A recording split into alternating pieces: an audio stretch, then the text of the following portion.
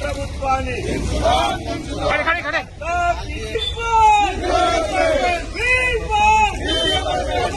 విద్యార్థి వ్యతిరేక ప్రభుత్వమా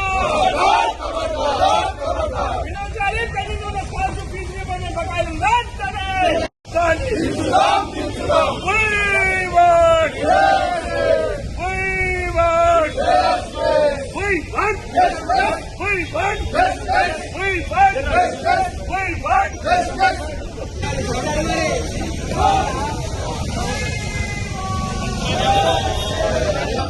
खबरदार विद्यार्थी व्यतिरेक ప్రభుత్వమా खबरदार विद्यार्थी व्यतिरेक ప్రభుత్వమా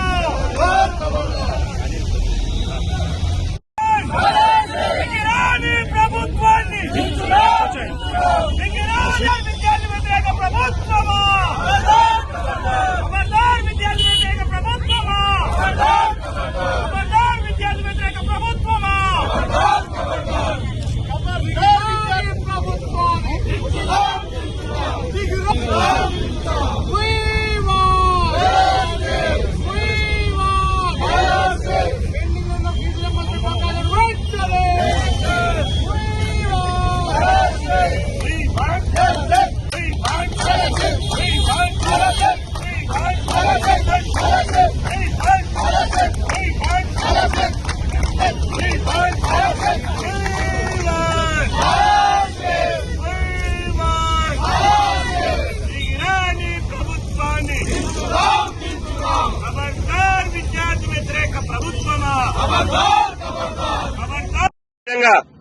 వేల మంది ఉన్నత విద్యకు దూరం అవుతున్నారు. ఈ రోజు నేను చివరిగా చెప్తున్నా, కాంగ్రెస్ ప్రభుత్వం ఫీజులు ఇవ్వకపోతే మీ గద్దె దింపడం ఖాయం. గతంలో నెదురుమల్లి జనార్దన్ రెడ్డి రిజర్వేషన్ల ఉద్యమం మొదలైతే విద్యార్థులతో పెట్టుకుంటే గద్దె దిగి నెల్లూరుకు పారిపోయింది. ఇవాళ ఈ ప్రభుత్వానికి కూడా అదే గతి పడుతుంది.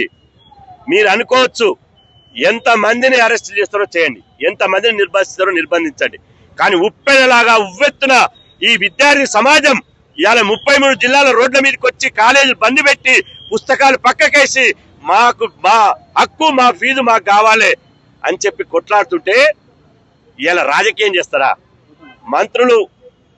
మంత్రులు ఏం చేస్తారు? గన్ పార్క్ దగ్గర వచ్చి కూర్చుంటున్నారు. గన్ పార్క్ దగ్గర కూర్చుంటున్నారు కదా, మీరు బహిరంగ చర్చకు రమ్మంటారు కదా, అసెంబ్లీ సమావేశం పెట్టండి. ఎందుకు ఈ రాజకీయ డ్రామాలు చేస్తారు? ఎందుకు ఫీజు రియంబర్స్మెంట్ ఉద్యమాన్ని పక్కదో పట్టించాలని చూస్తారు? కాబట్టి ఇవాళ ఎట్టి పరిస్థితుల్లో ఈ ఉద్యమాన్ని ఆపేది లేదు. ఈ ఉద్యమాన్ని ఇంకా ఉధృతం చేస్తాం. త్వరలోనే ఫీజు రియంబర్స్మెంట్ మీద అఖిలపక్ష సమావేశం పెడతాం. అన్ని విద్యార్థి సంఘాలను కలుపుకుంటాం. పెద్ద ఎత్తున 7,000 కోట్ల ఫీజుల బకాయిలు ఇవ్వాలి. ఇవాళ పాత పద్ధతులు చేయాలి. నేను చివరిగా చెప్పేది ఏంటంటే, ప్రభుత్వం ఫీజుల రియంబర్స్మెంట్ రద్దు చేయడానికి 100% కుట్ర మన్నుతుంది. దాని ఆధారాలు సాక్ష్యాలు నా దగ్గర ఉన్నాయి. ఒక ఆధారం చెప్తా. ప్రైవేట్ యాజమాన్యాలు ప్రభుత్వం ఫీజులు ఇస్తలేదు, విద్యార్థులు ఫీజులు కడతలేరని చెప్పి హైకోర్టులో కేసు వేశారు.